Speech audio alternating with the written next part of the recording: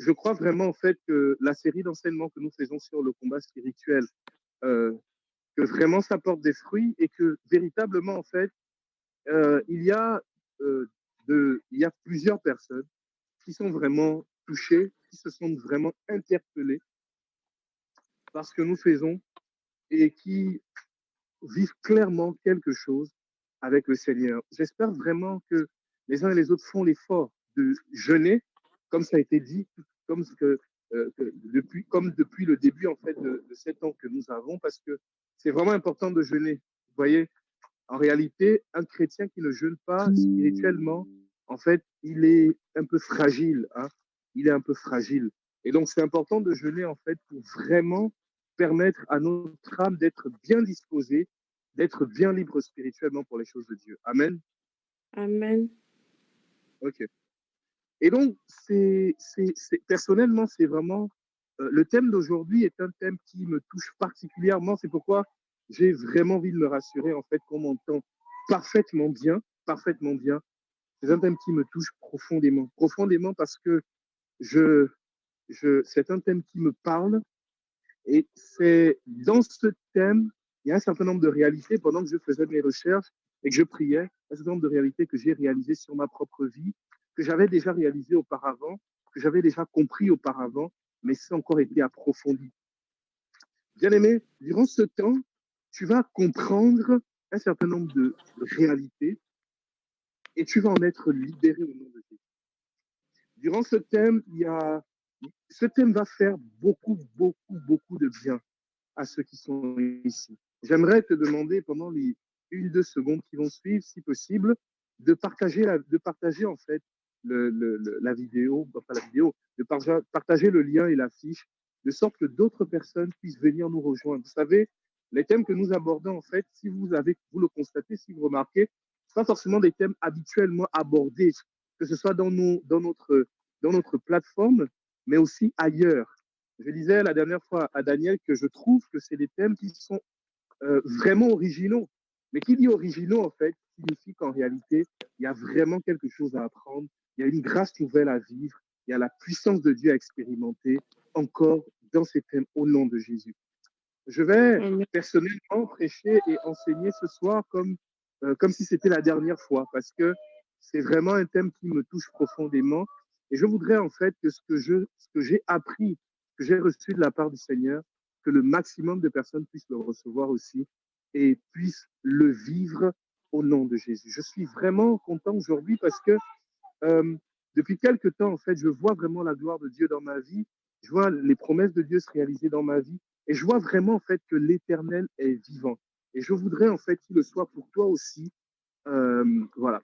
Hier, on avait une veillée de prière familiale parce que nous, dans ma famille, en fait, nous avons une fois dans l'année euh, une journée de famille. Et dans la journée de famille, nous prenons, cette année, nous avons fait une veillée de prière. Et j'ai prêché pendant la veillée de prière. Et durant la veillée, en fait, nous avons tiré Matthieu 6, 33. Et nous avons appris, en fait, la chose suivante. C'est que cherchez le royaume des cieux et sa justice, le reste vous sera donné de surcroît. Nous avons appris que si bien souvent le reste ne nous est pas donné de surcroît, j'en parle parce que je sais que beaucoup là, c'est ce qu'ils aiment. Si le reste ne nous est pas donné de surcroît, que ce soit le mariage ou les choses de la terre, en fait, c'est parce que nous ne comprenons pas la justice divine. Et dans la justice divine, il y a véritablement des leçons de sagesse et de foi, et même des leçons de sagesse de foi à comprendre qui permettent véritablement de vivre et de recevoir de surcroît. Il y a des personnes qui croient que quand la Bible dit le reste vous sera donné de surcroît, en fait, ça signifie que c'est donné sans effort. C'est donné, en fait, juste par la prière. En fait, c'est faux. La justice divine, donc la loi divine, t'enseigne qu'en réalité, le travail, c'est important, t'enseigne qu'en réalité, tirer des leçons de vie, des difficultés, des épreuves par lesquelles le Seigneur te fait passer, te permet justement, en fait, de grandir et de recevoir de surcroît. Tirer les bonnes leçons de vie, voilà. Et donc, en fait, ce thème m'a permis de comprendre une chose encore aujourd'hui, que je vous partage, c'est que nous avons besoin, bien aimés, de grandir. Nous avons besoin, frères et sœurs, de croître. Nous avons besoin, frères et sœurs, de comprendre que la vie en Dieu, elle n'est pas statique. Nous devons grandir. pour aller de plus en plus loin dans le plan que Dieu a permis, Dieu veut pour nous. Vous savez, dans les prophéties que nous avons reçues pour notre propre vie, s'il n'y a pas de croissance, alors il n'y a pas justement de réalisation du plan de Dieu dans notre vie. Parce que dans le plan de Dieu dans notre vie, il y a aussi la croissance. Il y a aussi la croissance spirituelle. Il y a la croissance. Et cette croissance permet de vraiment, fait partie des éléments qui permettent que nous puissions aller véritablement dans ce plan de Dieu. Amen. Amen. Ok. Ok, super. On s'entend bien? C'est bon? Oui, oui. Ok, super. Ben, écoutez, allons-y alors. Nous avons vu, frères et sœurs, les attaques démoniaques contre le corps. Nous avons vu les attaques démoniaques contre l'âme, contre l'esprit. Et les deux derniers thèmes que nous devons aborder, celui d'aujourd'hui, qui, comme je le disais, est super important pour moi, c'est les attaques démoniaques contre l'enfance. J'ai pas dit. En fait, on aurait pu dire contre l'enfant, mais on dit l'enfance parce que, au final, si on dit l'enfance, c'est-à-dire que c'est comme si c'était l'enfant qui devait écouter ça. Non, en fait, c'est un thème pour adultes, voilà. Mais enfance parce que justement, nous allons comprendre en fait que certaines réalités, certaines choses que nous avons vécues dans notre enfance venaient justement du démon et qu'il faut vraiment s'en soustraire et s'en libérer. Sinon, nous allons malheureusement continuer en fait nous allons continuer en fait d'en subir les conséquences et d'en payer les frais. Amen. Amen. Les attaques démoniaques contre toi. En tout cas, je vais te demander, s'il te plaît, est-ce que tu pourras s'il te plaît, m'accompagner avec ta Bible? J'ai pas bien saisi, tu disais?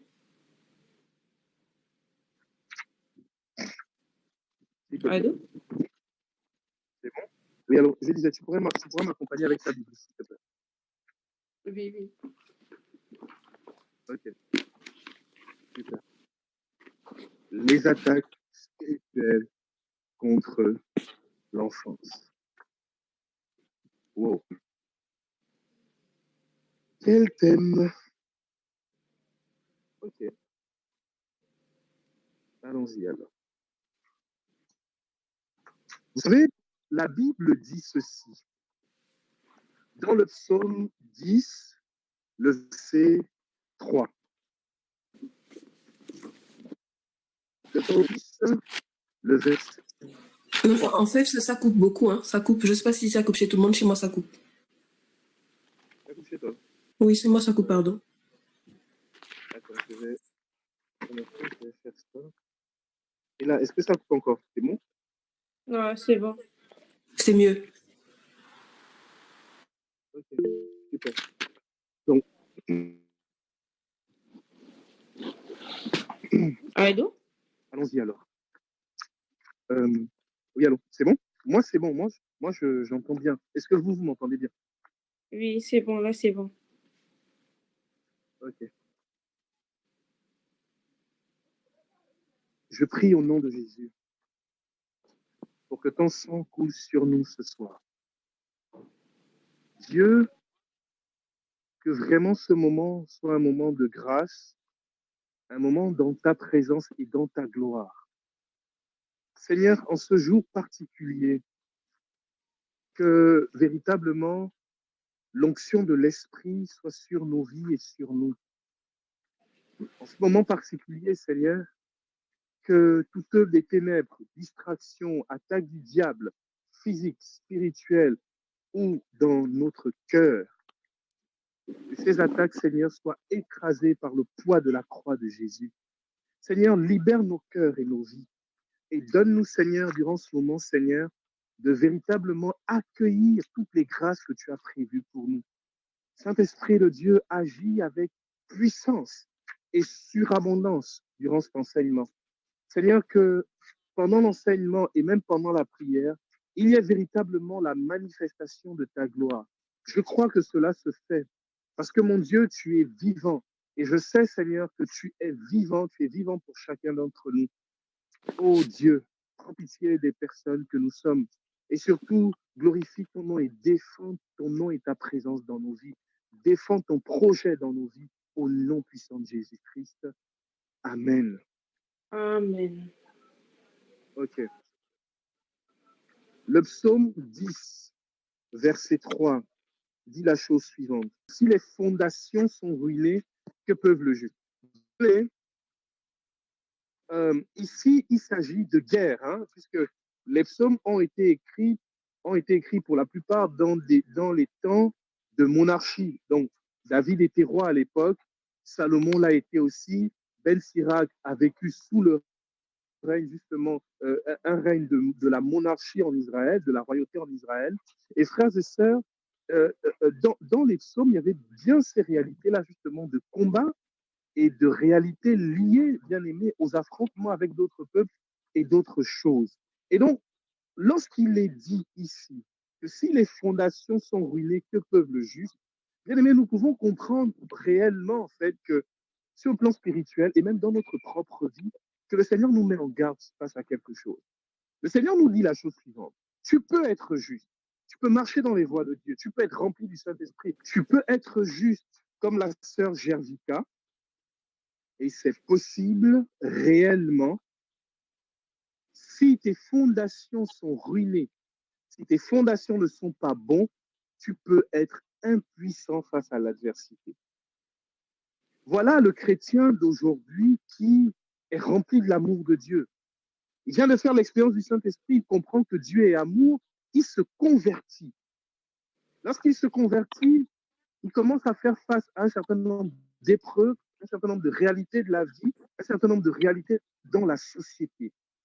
Au bout d'un moment, il prie pour un certain nombre de choses. Il prie pour le mariage, il prie pour le travail, il prie pour ses investissements financiers, il prie pour ses relations de famille, il prie pour les malades, il prie pour son ministère, il prie même pour sa propre âme, que son âme reste en paix. Et il ne comprend pas comment ça se fait que sa prière, bien souvent, n'est pas exaucée. À ce moment précis, le chrétien va penser qu'il faut jeûner. Il jeûne, mais rien ne se passe. Il va consulter toutes sortes de prophètes, mais rien ne passe. De temps en temps, il est tenté d'aller voir chez les marabouts, les charlatans, les féticheurs, ou même du côté des sectes ésotériques et sociétés secrètes. Et à un moment donné, si jamais c'est une bonne personne et qu'il se sacrifie, il ne va pas dans ces endroits-là, il va vivre comme ça tout au long de sa vie sur la terre où il va souffrir, il va être mal, il va être aigri et il va mourir comme ça. Frères et sœurs, ce n'est pas la volonté de Dieu pour toi. Parce qu'il n'aurait pas compris que dans les fondations de sa vie, bien qu'il ait donné sa vie à Jésus, dans un certain nombre de fondations de sa vie, dans certaines réalités de sa vie, même si c'est une nouvelle créature, malheureusement, il y a des choses qui ont été semées. L'ivraie a été semée par l'ennemi. Et comme il n'est pas au courant de cette ivraie, et on le sait, que Osée 4,6 dit que mon peuple périt faute de connaissance, comme il n'a pas la connaissance de l'ivraie qui a été semée dans sa vie, alors il meurt, quoi qu'il fasse partie du peuple de Dieu. Gervica, tu m'entends bien? Oui, je t'entends bien. Frères et sœurs, je vous parle là avec tout mon cœur et je sais ce que je dis. Je vous en supplie, laissez-moi vous enseigner ce soir. Il faut, bien aimé, investir pour sa vie. Lorsque le Seigneur te met à cœur de faire une neuvaine de prière, alors que dans ta vie, tout va plus ou moins bien, tout est normal, comprends que tu dois investir pour ta vie dans le futur. Il y a un certain nombre de choses que Dieu voit, que Dieu sait. Il y a un certain nombre de choses que Dieu comprend que toi, tu ne sais pas. Dieu sait quand l'ennemi a semé l'ivraie. Et Dieu sait que ce n'est pas le moment d'enlever l'ivraie. Vous le savez aussi bien que moi. Jésus va dire, lorsqu'il va donner la parabole de l'ivraie, il va dire, laissez l'ivraie grandir. Parce que bien aimé, c'est quand l'ivraie grandit qu'on peut couper l'ivraie. Parce que sinon, on va enlever l'ivraie et la bonne semence ensemble. Quand le Seigneur t'inspire de jeûner, quand le Seigneur t'inspire d'aller voir le frère André Aubin, quand le Seigneur t'inspire d'aller prier, voir le Père Paul-Marie, quand le Seigneur t'inspire de faire la messe tous les jours, quand le Seigneur t'inspire, te parle et qu'une parole prophétique vient te dire, frère, prépare-toi, consacre-toi, ne prends pas ça à la légère. Quand le Seigneur te dit, il faut veiller sur tes fréquentations, toi, tu te dis non, mais mes fréquentations, il n'y a aucun problème. Il y a un peu d'exagération, c'est du charismatique. Bien aimé, Dieu voit ce que tu ne vois pas. Il sait ce qui va arriver demain. Les gens ont vu leur vie être détruite parce qu'elles n'ont pas écouté la voix de Dieu. Mes frères et sœurs, je vous en supplie et je vous mets en garde. Dieu n'est pas un plaisantin. Quand il parle dans ta vie, que ce soit avec la Bible, que ce soit par un frère prophétiquement, que ce soit par autre chose, ne joue pas avec. Ne joue pas avec. Certains d'entre vous avaient de grandes difficultés, pas seulement sur le plan physique, financier, même sur le plan intérieur. Des problèmes de comportement, de colère, de difficulté à faire confiance, des problèmes d'écoute. Il y a des personnes même qui ont du mal à obéir à la parole de Dieu. Il y a des personnes qui ont du mal à écouter même un enseignement. Il y a des personnes qui ont du mal, frères et sœurs, à faire confiance. Il y a des personnes qui ont du mal à prendre des responsabilités dans un groupe. Il y a des personnes qui ont du mal, frères et sœurs, à accepter justement les conseils ou les remarques. Bien souvent, frères et sœurs, même pas que la personne est mauvaise ou ne veut pas, mais il y a une réclamation sur sa vie à cause d'un livret qui a été semé.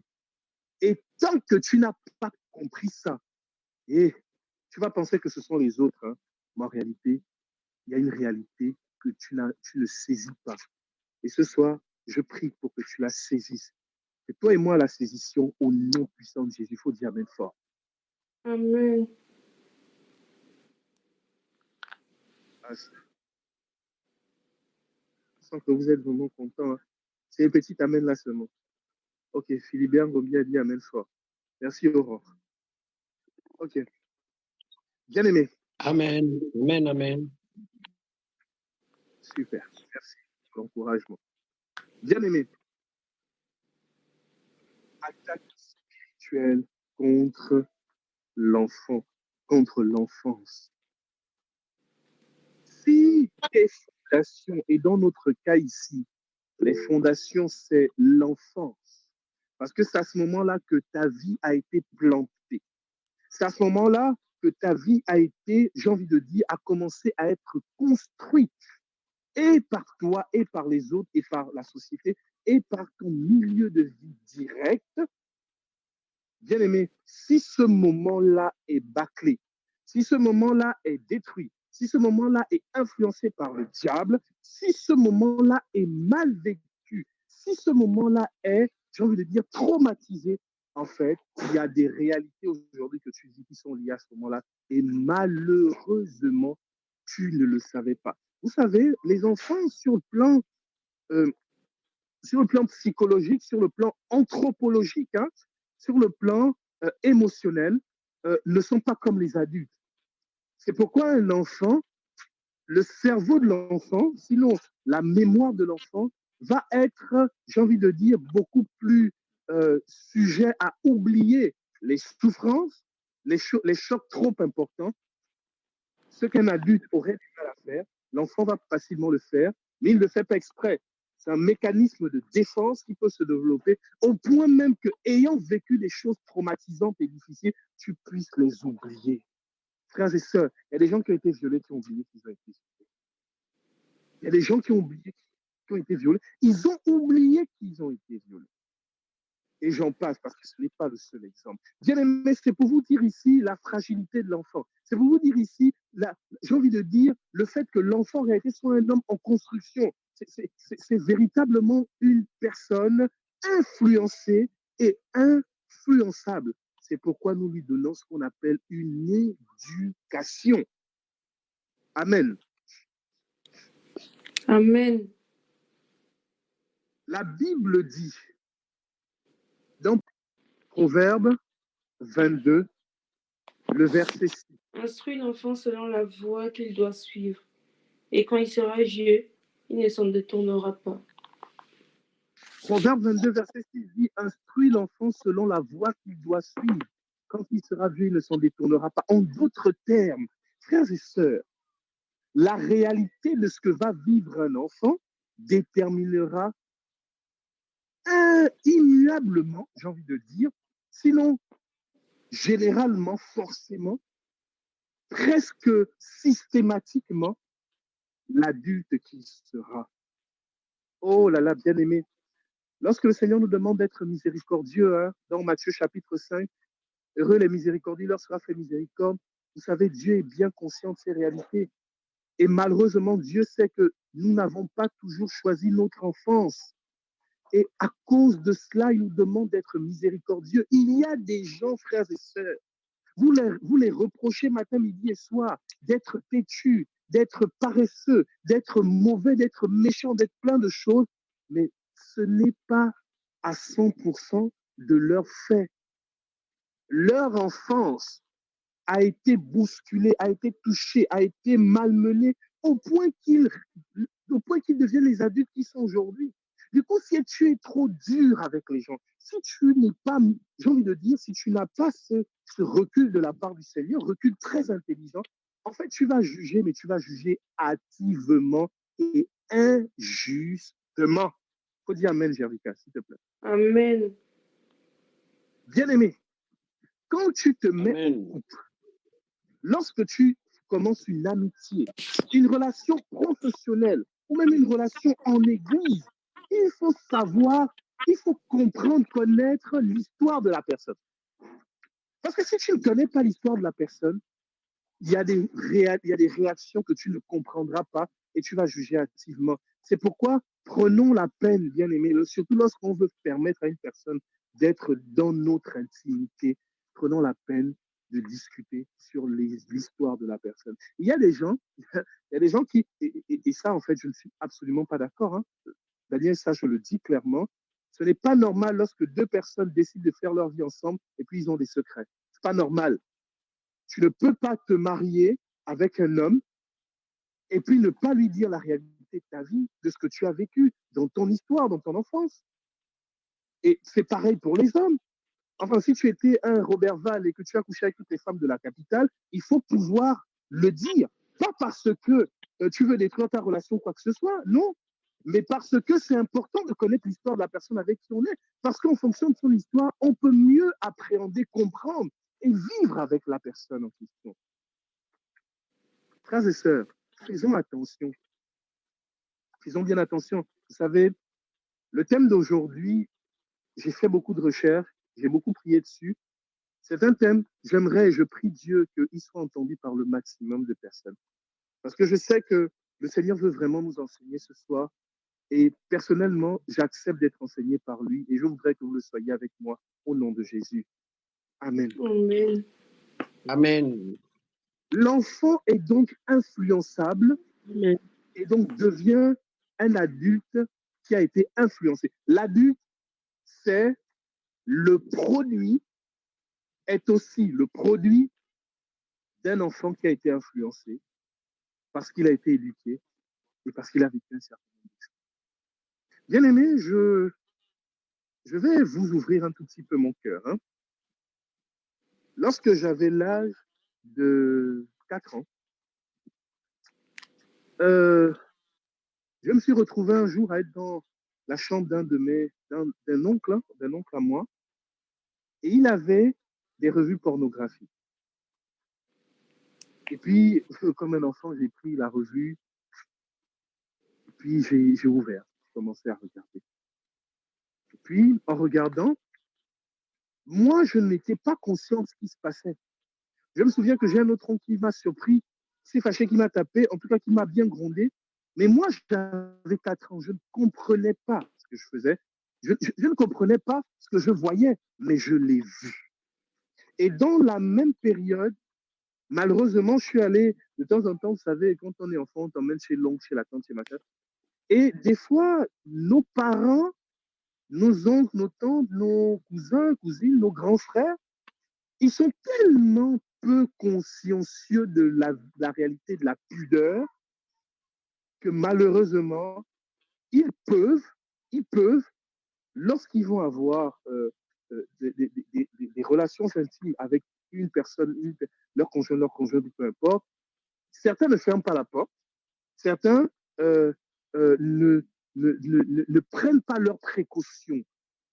Eh bien, mais beaucoup d'entre nous, et malheureusement moi y compris, je suis arrivé à un niveau où il m'arrive de tomber sur un grand frère, une grande sœur, un oncle, une tante, voilà, qui justement est en train de, voilà.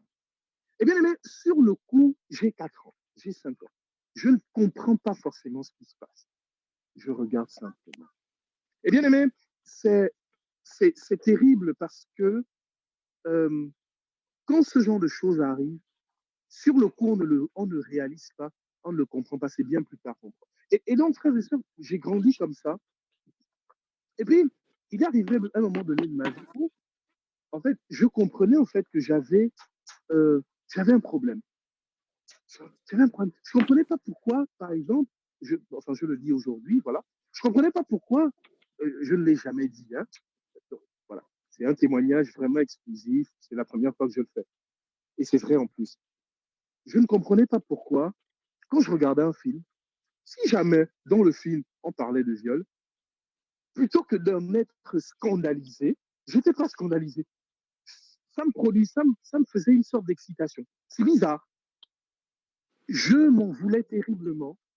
Je culpabilisais terriblement parce que j'étais en même temps, j'étais mal dans mon cœur, j'étais mal dans ma peau. Je me disais, mais attends, je suis chrétien. J'ai fait l'expérience de l'amour de Dieu à l'âge de 7 ans. Du coup, j'étais mal parce que je me disais, je suis chrétien. Pourquoi? À l'époque, je me rappelle, j'avais partagé ça avec un oncle dans mon côté paternel. Et lui aussi, il était dans ce cas-là. Mais bon, donc c'est un aveu qui conduit à un autre aveu, c'était chaud. Je ne comprenais pas, je me suis posé des questions, mais comment ça se fait? Qu'est-ce qui se passe? Pourquoi? Mais qu'est-ce qu'il y a? Est-ce que je suis maudit? Comment ça se fait? Et bien aimé, j'ai beaucoup culpabilisé. Malheureusement, je n'en avais parlé à personne et il n'y avait personne qui me donnait des explications et j'en avais terriblement honte. Frères et sœurs, il y a des femmes aujourd'hui, je vous le dis, on est encore dans l'introduction, hein, il y a des femmes aujourd'hui qui aiment j'arrive pas de moi, c'est quoi? C'est sadomasochisme, c'est ça, non? Sadomasochisme. Ce mot. Voilà. Désolée. Qui aiment le sadomasochisme, c'est-à-dire être traités comme des objets, être frappés, être bastonnés. Il y a des hommes comme ça qui, euh, qui aiment, voilà, avoir des relations incestueuses, des cousins qui draguent leurs cousines. Ça existe. Enfin, ça existe, vous en connaissez. Vous avez vécu ça. Bien aimé, on parle de faits que nous connaissons. Il y a des personnes comme ça qui sont, quand ils n'ont pas d'argent, ils tremblent.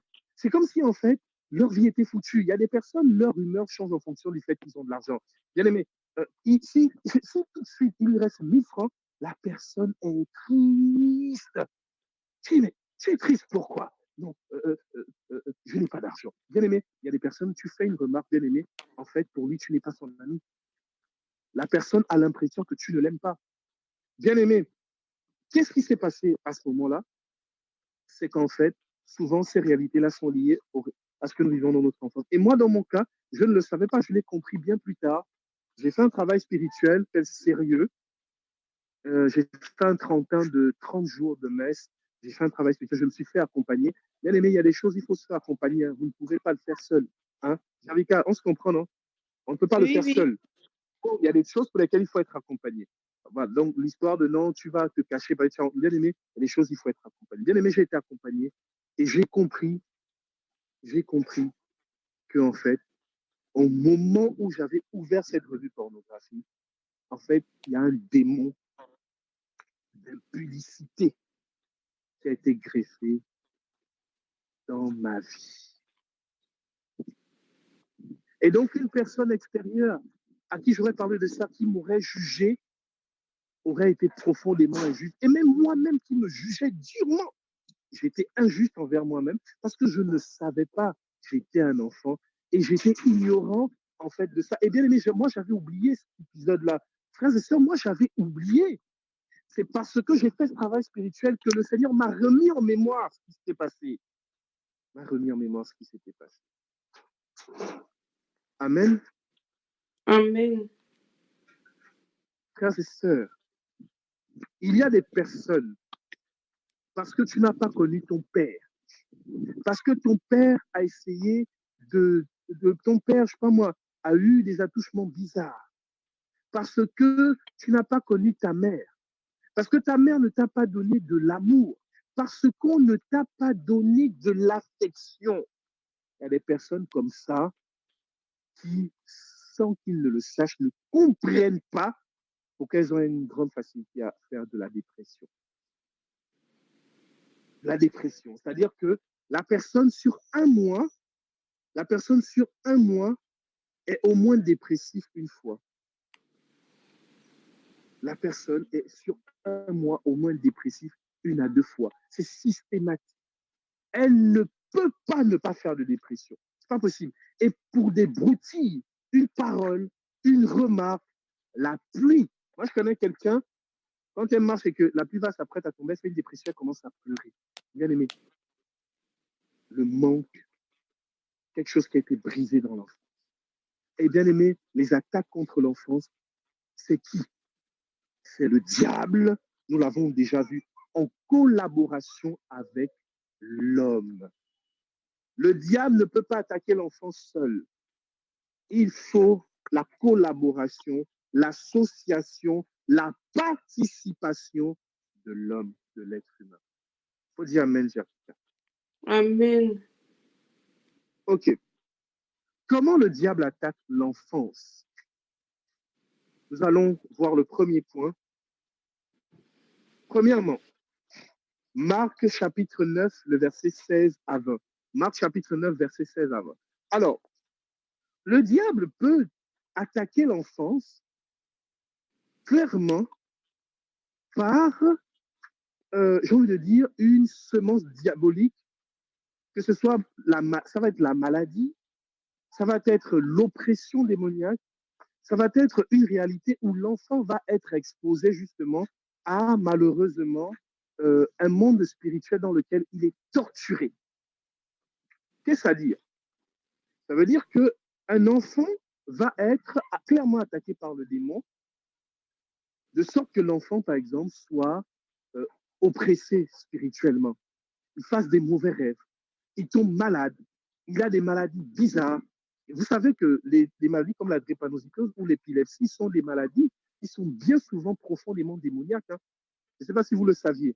Je ne sais pas si vous saviez. L'épilepsie, généralement, est une maladie où il y a un démon, en fait, qu'il faut chasser. Ça, je vous donne le tuyau. Sachez-le. Sachez-le. Et donc, frères et sœurs, l'enfant va être attaqué, comme il est fragile, à cause des réclamations spirituelles dans sa vie, à cause du manque de ferveur des parents, à cause du fait que les parents eux-mêmes n'aient jamais fait de prière de coupure de lien, n'aient jamais été délivrés, le démon va avoir la porte ouverte pour toucher l'enfant, la maladie, les oppressions démoniaques, l'enfant va voir des choses bizarres, l'enfant peut devenir fou, l'enfant va vivre un certain nombre de choses comme ça. Malheureusement, c'est des choses que nous vivons dans le monde entier. On le vit, les gens le vivent. Vous et moi l'avons vécu, frères et sœurs. Nous l'avons vécu. Les conséquences, comme je l'ai dit tout à l'heure, la maladie, les oppressions démoniaques, la méchanceté de la part des enfants, la violence de la part des enfants, le manque de sommeil, la difficulté à travailler à l'école et des choses comme ça quand on est enfant. Qu'est-ce que ça cause lorsqu'on grandit? Lorsque nous grandissons, qu'est-ce que ça cause de vivre ces choses-là? C'est la difficulté à avoir la foi. La difficulté à avoir la foi à cause de l'impression que, étant petit, étant jeune, nous avons été malmenés par le diable. Dieu n'a rien fait. Et donc, en fait, Dieu ne peut rien faire.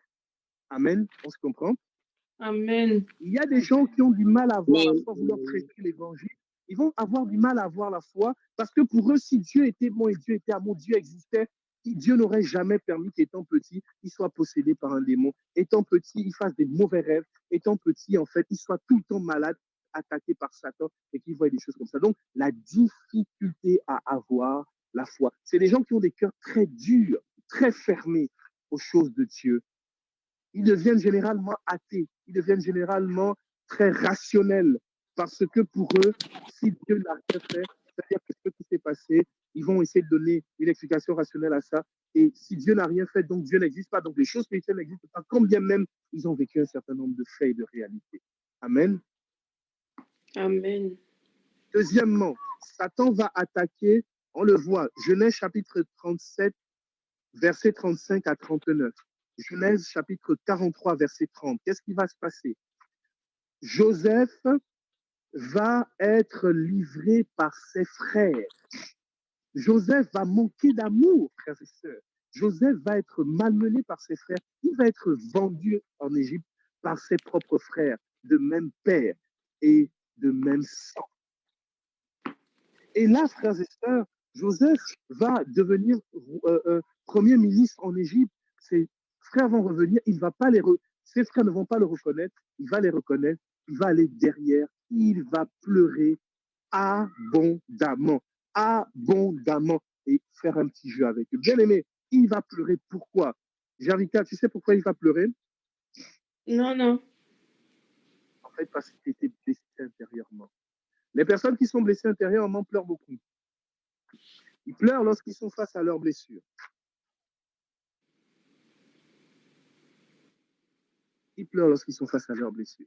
Et bien aimé, le démon a une autre façon d'attaquer, c'est les blessures intérieures, en manipulant, sinon en inspirant des personnes autour de nous que nous aimons dans notre milieu de vie. Et dans l'enfance particulièrement, ça va être le père, la mère, l'oncle, la tante, le cousin, la cousine, ou même le prêtre à l'église. Amen.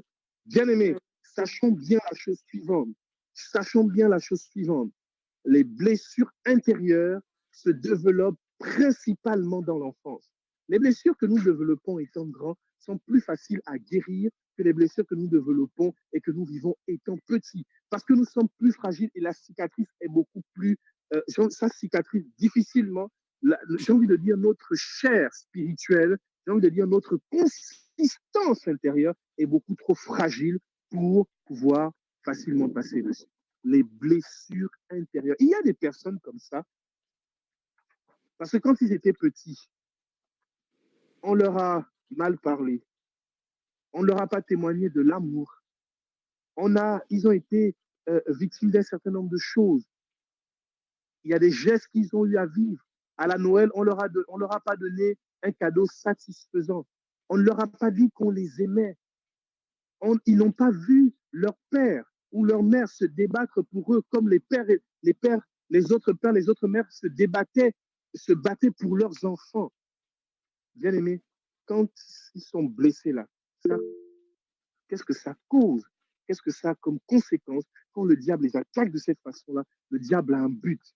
Et le but du diable, c'est qu'en grandissant, ce soit des personnes qui deviennent extrêmement dures, extrêmement orgueilleuses, extrêmement rigoureuses, des personnes qui ne savent pas faire confiance à l'être humain. C'est des gens qui sont tellement durs intérieurement, qui sont capables de vous dire qu'ils s'en fichent de tout le monde, ils s'en fichent du monde entier, il n'a pas besoin de vous, il n'a besoin de personne. C'est des gens qui aiment bien les discours de motivation, que tu es ton seul maître, femme forte, femme vaillante, ne laisse pas un homme te marcher dessus, les hommes, c'est toi qui es le maître de ton destin, des choses comme ça. Et donc, c'est les gens finalement qui, même si à l'extérieur, écoute-moi bien, Jarika, s'il te plaît, même si à l'extérieur, elles sont bien incrustées en société, intérieurement, elles sont extrêmement seules. Amen. Amen. Extrêmement seules. Et Satan aime ça. Pourquoi? Mais parce que même si tu es baptisé du Saint-Esprit, rempli de l'amour de Dieu, tu te sentiras toujours seul. Même si tu es rempli de l'amour de Dieu, baptisé du Saint-Esprit, tu deviens chrétien, tu auras l'impression, en fait, que les gens ne t'aiment pas. Tu vas garder des mauvais comportements. Tu auras toujours ce mauvais comportement, ce côté un peu dur, tu n'as besoin de personne. Et du coup, ça donne quoi? Ça donne la difficulté à demander pardon. Il y a des gens comme ça fait partie. Il y a une classe de la catégorie des êtres humains, ils n'ont jamais tort. Même quand ils ont tort, ils ne savent pas dire je te demande pardon, excuse-moi. Ils ne savent pas s'humilier, ils ne savent pas s'abaisser. Quand bien même ils te demandent pardon, tu vas quand même dire mais sinon c'était aussi à cause de toi. Des personnes comme ça qui ne savent pas s'abaisser réellement, mais parce qu'elles ont été blessées dans l'enfance. Et malheureusement, si elles-mêmes elles ne sont pas au courant de ça, elles ne vont pas détecter qu'en fait, elles agissent mal. Mais ce n'est pas de leur faute. Elles ont besoin de guérison. Il faut dire Amen fort, Jarika. Amen. Jarika, jusque-là, on apprend quelque chose ou bien c'est ennuyeux? Beaucoup. Ok. Une troisième façon dont le diable va On attaquer, est ce bien sont les édifié, frère agressions. André. Hein? On est bien édifié, frère André. Amen. Amen, Étienne. Et donc, la troisième façon dont le diable va attaquer, ce sont les agressions physiques. La Bible dit dans Matthieu au chapitre 2, le verset 16, que le roi Hérode va tuer les enfants. Évidemment, il est inspiré par le diable pour éviter que le plan de Dieu ne s'accomplisse dans la vie de Jésus, qui devra devenir le sauveur de l'humanité. Et bien aimé, il y a des enfants comme ça qui ont été battus, mais pas juste tapés parce qu'ils avaient fait une bêtise, mais ils ont subi la colère et les blessures intérieures de leurs propres parents. Vous savez, généralement, les enfants battus vont eux-mêmes aussi être des parents violents. Il faut qu'on brise ce cycle au nom de Jésus. Il y a des personnes comme ça, vous et moi, qui, c'est comme si, en fait, euh, on, on ne sait pas donner de douceur à nos enfants. Ou alors, même si on sait donner de la douceur, on a des colères noires. Bien aimé, il y a des gens, lorsqu'elles se mettent en colère, tu as l'impression que c'est Satan. Hein? Femme comme homme, il faut que le sang coule. La personne devient absolument incontrôlable. La personne ne sait plus entendre raison. Frère et sœur, moi, j'avoue que c'est quelque chose que je ne connais pas. Ce côté de truc là où tu te mets en colère et puis on ne peut pas te dire, mais arrête. Il y a des gens comme ça. Quand il se met en colère, on ne peut pas lui dire d'arrêter. Il devient absolument incontrôlable. Souvent, bien souvent, c'est lié au fait que cette personne a été victime de violence. Ça peut être de la violence physique ou de la violence verbale. Et malheureusement, lorsqu'on est enfant, vous savez, comme sur le plan émotionnel, on n'est pas tout à fait bien structuré. Sur le coup, quand tu es enfant, te dis un truc comme ça, tu n'as pas mal du coup. Mais en fait, il y a une réalité intérieure qui est là, que toi-même, en tant qu'enfant, tu ne maîtrises pas. Parce que bien aimé, on ne peut pas dire un enfant ne peut pas connaître la réalité de ses émotions, la réalité, ça, les réalités de la personne qu'il est intérieurement, puisque c'est un enfant, c'est un enfant. Donc, Matthieu 2. Quatrième, la façon dont le diable va attaquer l'enfance, c'est les traumatismes sexuels. Bien aimé, les traumatismes sexuels, ça va être le viol, ça va être la vue de revues pornographiques ou même de revues impudiques. C'est-à-dire que ça peut ne pas être du porno, mais lorsque, bien aimé, vous mettez à la télé un son de Cardi B, de Nicki Minaj, où la personne est dénudée, c'est un traumatisme sexuel. Vous ne le savez peut-être pas, mais je vous l'apprends aujourd'hui. L'ouïe, c'est-à-dire les choses qu'ils écoutent, les choses que nous écoutons dans l'enfance, et j'ai envie de dire les moqueries liées justement à la sexualité. Bien aimé, je vais m'arrêter un tout petit peu là et vous dire la chose suivante. Je vais vous lire ici une revue. C'est où ça? Ouais, c'est là. OK. Je vais vous lire ici une revue, bien aimé, de, de l'association, bon, pas de l'association, comment est-ce qu'on appelle ça, du groupe ULB. ULB, en fait, c'est un groupe de chercheurs spécialistes justement en psychologie de l'enfant aux États-Unis, en tout cas dans les pays anglophones, qui ont fait une étude justement sur ces traumatismes sexuels, et je vais vous en livrer un peu le contenu. Nous observons dans notre échantillon que plus de 75% des patients rencontrés ont été victimes d'abus intrafamiliaux durant leur enfance et que les 25% de cas d'abus extrafamiliaux ont été commis par un adulte connu de l'enfant. Par ailleurs, les enfants montrent que près de 60% des patients vivent une situation d'isolement sur le plan conjugal au moment de leur prise en charge. Qu'est-ce que ça veut dire clairement?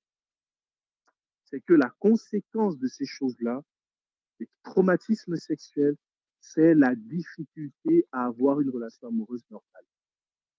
En fait, tu es déréglé, tu ne sais plus avoir une relation amoureuse normale. Le pire, vous savez, la difficulté, c'est là où Satan réussit à nous avoir, c'est que quand il attaque dans l'enfance, le but, c'est qu'on oublie.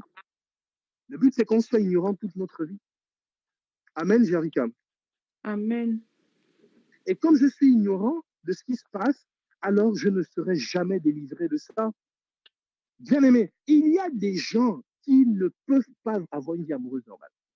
Elles ne savent pas aimer. elles ne savent pas prendre soin de l'autre, soit elles sont excessives dans leurs réactions, elles sont possessives, elles ne savent pas accepter les remarques, elles ne savent pas, euh, euh, euh, euh, elles sont obsédées par le sexe, elles ne savent pas avoir une relation où tout va bien. Il y a des gens comme ça qui, non, quand tout va bien, c'est pas bon. Il faut de l'action, il faut que les choses soient un peu, il, il faut qu'il me tape, il faut qu'il me frappe, ça me prouve qu'il m'aime. Il faut qu'il me, il doit me gifler de temps en temps quand même. Hein. Il faut que mon sang coule des fois parce que ça veut dire qu'il m'aime. Parce qu'il y a des gens comme ça. Il y a des hommes comme ça, ils, ils ont besoin de sentir que leur partenaire de vie soit méchante avec eux. Il y a des gens comme ça. Il y a des gens comme ça. Mon gars doit me tromper. S'il ne me trompe pas, il est trop sérieux. Mais bien aimé, tu as un problème. Bien aimé, nous sommes nombreux comme ça à être malades. Nous ne savons pas vivre une bonne relation amoureuse. Nous ne pouvons pas avoir de bonnes relations, même amicales, parce que, mais écoutez, il y a des hommes qui disent on ne peut pas être ami avec une femme. Mes frères et sœurs, ce n'est pas vrai. Ce n'est pas vrai. C'est parce que nous avons été pervertis là-dedans. Il y a des hommes, le gars, il ne peut pas s'empêcher de draguer. Il drague tellement que lui-même, des fois, ça lui fait mal. Tu lui présentes ta femme, il drague ta femme. Tu présentes une amie, il drague ton amie. Tu présentes ta soeur, il drague ta soeur. Il y a des hommes comme ça. Il ne fait pas exprès. C'est comme ça. Il est comme ça. En fait, il ne sait pas, mais il a été certainement exposé à une violence sexuelle quand il était petit. Rebecca, tu m'entends bien? Amen? Amen. Ok. Bien aimé, Dieu veut nous délivrer de ces choses-là pour que nous ayons des relations saines dans la puissance du Saint-Esprit. Il faut dire Amen fort. Amen. Je prie Dieu que ce soit ton partage, que quelque chose soit décanté dans ton cœur et dans ta vie, que tu vives, que tu apprennes vraiment que toutes ces choses que le diable, cet ivraie que le diable a semé dans ta vie au travers d'êtres humains, et aussi parce que tu étais innocent, que vraiment le Seigneur, puisque ces choses ont grandi, que le Seigneur coupe ces choses-là au nom de Jésus dans vos vies. Amen. Amen. Ok. Nous allons avancer un tout petit peu. Le diable va attaquer aussi par les décès. Voilà. Tu perds ton père très tôt. Tu perds ta maman très tôt. Et quand je parle de décès, je parle aussi de départ et de divorce. Les divorces des parents, le départ du papa, la démission de la maman, ces réalités, frères et sœurs, sont aussi des attaques du diable qui vont profondément blesser l'enfant. Et ça va causer quoi? Ça va causer un sentiment d'insécurité permanent. La personne aura l'impression que on ne l'aime pas. Et la personne va trouver trop beau l'amour. Vous savez, il y a des gens comme ça, quand tu lui dis, tu es beau, et non, il est gêné, quoi. Quand tu dis, tu es belle, mais tu es intelligente, tu es belle, tu es beau, la personne est gênée. En fait, bien souvent, ce gêne-là, donc cette difficulté-là, vient du fait qu'on ne lui est pas, il n'a pas reçu l'amour comme il aurait dû le recevoir. Du coup, il ne sait plus recevoir l'amour. La personne ne sait plus recevoir l'amour. La personne est dans un sentiment d'insécurité. À la limite même, il refuse de recevoir l'amour à une certaine quantité, j'ai envie de dire, pour éviter dans son subconscient d'en être séparé à nouveau, parce qu'il en a été séparé dans l'enfance. Bien aimé, il y a des gens qui ne veulent pas être aimés, qui ne veulent pas être bien aimés, parce que justement, elles n'ont pas été bien aimées enfant. Et donc, elles ont peur de perdre cet amour. Elles ont du mal à croire qu'on peut les aimer comme ça. Elles ont donc du mal à croire même en l'amour de Dieu. C'est des personnes qui ont du mal, frères et sœurs, qui ont du mal à croire même des fois en l'amour de Dieu. On s'entend bien? Allô? On se Oui, oui. comprend? Oui, Ok, très oui. bien. Et donc, c'est que, bonsoir. Et donc, c'est que, en fait, les séparations, les décès vont, vont faire en sorte que certains adultes aiment avoir des roues de secours. Tu es en couple, mais en même temps, tu dragues à côté. Tu as un ami, mais en même temps, tu ne sais pas te positionner parce qu'en fait, tu es dans un état d'insécurité où tu as l'impression, tu es comme toujours En fait, tu es toujours attentif parce que tu as l'impression qu'à tout moment, ça peut s'arrêter. Tu as toujours cette impression-là, qu'en fait, à tout moment, cette relation peut s'arrêter. Relation amicale, bonne relation d'amis, bonne relation de groupe avec les autres, bonne relation amoureuse, le mariage. Tu peux même te marier, mais toujours être dans ces sentiments d'insécurité-là. Ça peut être bien souvent lié au décès. Tu penses à la mort. Il y a des personnes comme ça, de temps en temps, il est là et puis il pense à la mort de sa mère. Il pense à la mort de son père, sans aucune raison. C'est-à-dire que ton père n'est pas malade, ta mère n'est pas malade, ton ami n'est pas malade, ton mari n'est pas malade, tu penses à sa mort, et puis tu commences à pleurer la seule. Tu commences à pleurer. Comme ça, là, ton ami n'est pas mort, mais tu commences à imaginer sa mort et tu pleures. C'est bien souvent lié à ça. Parce que, en fait, intérieurement, dans ton subconscient, tu te prépares justement à perdre cet amour-là. Pour toi, c'est trop beau, en fait. Fais joie du Christ, Jarika. Amen. Amen. On est enseigné quand même ce soir. Je continue ou bien je m'arrête là? Non, continue, frère André. Vous êtes sûr? Très sûr. C'est un bon enseignement? Non, on est tellement connectés, frère André. Amen. Ça me réjouit beaucoup. Alors, ok. Et donc, je continue. Après, je donne les solutions. Je vais m'arrêter sur le dernier point là. Sixièmement, une autre façon dont le diable va attaquer. On l'a vu, hein, on le sait que le diable n'attaque pas seul. Les attaques contre l'enfant, les attaques diaboliques, sont composées des attaques c'est la collaboration du démon et de l'homme. Donc, ce que je suis en train de dire ici, là, je vous en supplie, ne soyez pas, vous, acteurs de ces choses-là pour les enfants. Le but ici, c'est que vous soyez délivrés, hein, mais vous-même, ne soyez pas acteurs de ça dans la vie des enfants. Je ne suis pas en train de dire ici qu'il ne faut pas taper les enfants. Hein. Je ne suis pas en train de dire qu'il ne faut pas les éduquer durement. Je suis en train de dire ayez du discernement et de la sagesse. Amen. Amen. Lorsque vous voyez votre enfant jouer avec un autre, ne faites pas rapidement je n'aime pas que tu aies des amis. Ne faites pas ça. Écoutez, il y a des gens comme ça qui ont tué le cœur d'autres enfants parce qu'ils ont trop montré la différence entre leurs enfants et entre leur enfant et l'ami ou l'enfant à côté. Ne faites pas ça. Bien-aimés, je vous en supplie, hein, ayez le regard de Jésus sur chaque enfant que vous allez croiser dans votre vie. Ayez le regard de Jésus. Il y a des parents qui ont été tellement méchants avec des enfants. Traitons ces enfants-là comme si c'était des moins que rien devant leurs enfants. Moi, je connais des parents qui, quand ils ont vu, c'est-à-dire qui osent dire à cause de leurs enfants à quelqu'un, tu ne vaux rien. Oh, frères et sœurs, bien-aimés, attention, les enfants des autres ne sont peut-être pas les vôtres biologiquement, mais ce sont les enfants de Jésus. Attention, frères et sœurs, soyons vraiment modérés et tempérés dans les réactions et les paroles que nous disons. Faisons attention. Faisons attention. Je le dis, j'ai été victime de ça. J'ai été victime un peu de ça. Où tu vois comment un parent va tellement mettre son enfant à un certain niveau, et toi, en fait, comme tu es l'enfant d'une autre personne, ne va pas avoir sur toi le regard de Jésus. Et bien aimé, nous n'imaginons pas des fois comment nous faisons justement partie de ces attaques diaboliques-là dans la vie des gens. Amen. Amen. Amen. Ok. Alors, sixièmement, les violences verbales.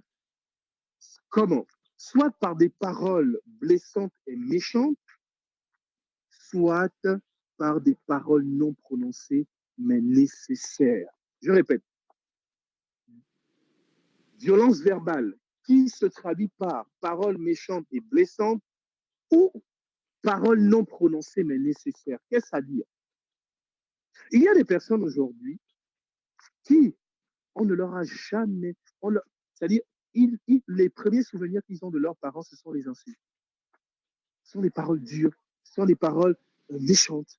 Eh bien, mais ça cause quoi chez un enfant? Ça cause quoi? On devient adulte. Quand on est adulte, qu'est-ce que ça provoque dans notre vie d'adulte, ce genre de choses? Ça provoque quoi?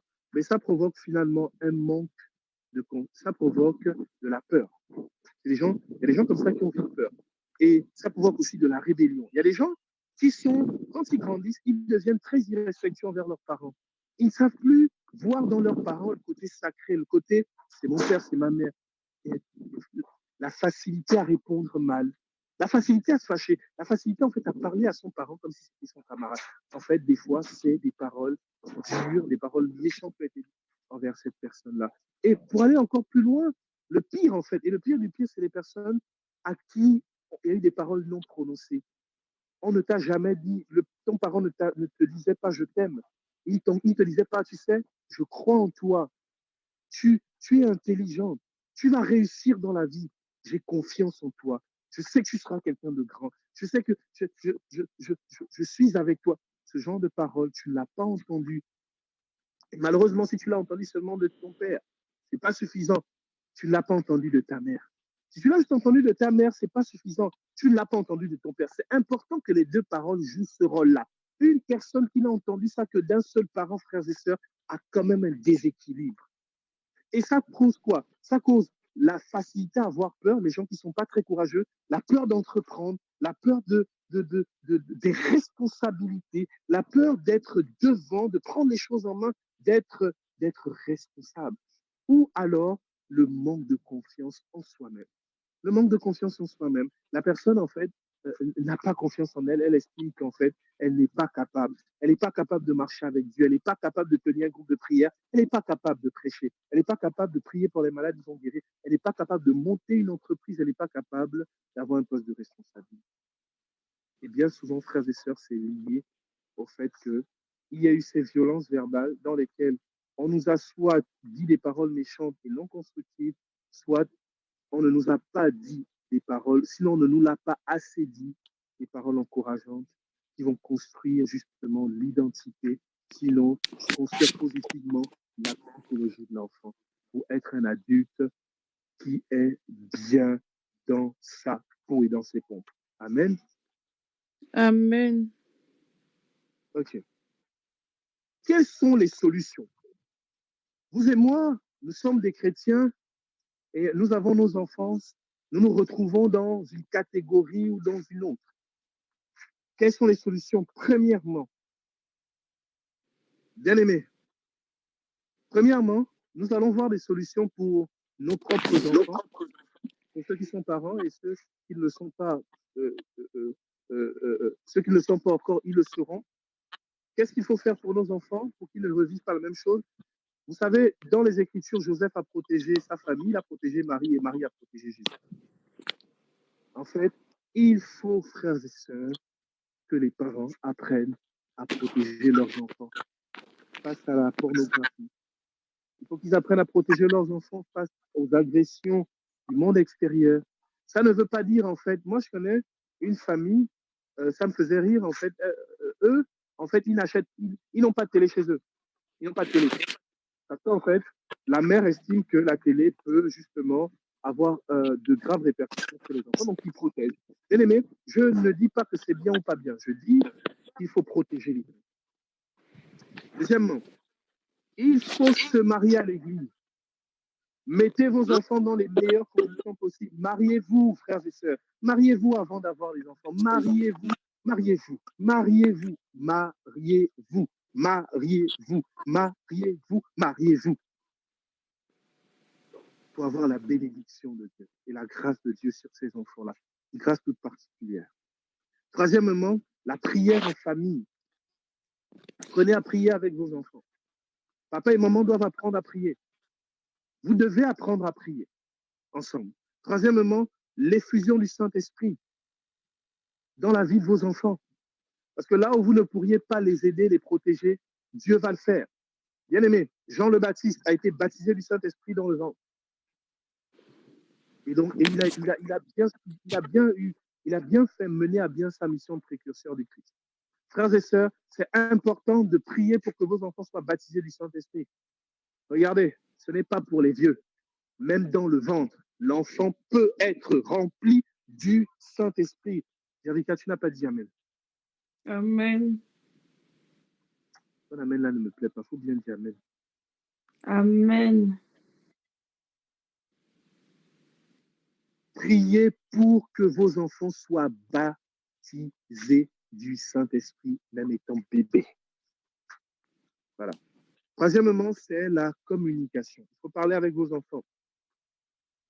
Vos enfants ne sont pas vos amis, mais il faut quand même qu'il y ait une certaine communication pour que l'enfant ne soit ni trop loin de toi, au point de ne plus pouvoir te parler, mais ni trop proche au point de te manquer de respect et de ne pas savoir qu'il y a une limite entre l'autorité du parent et puis la personne, sa propre personne. Amen.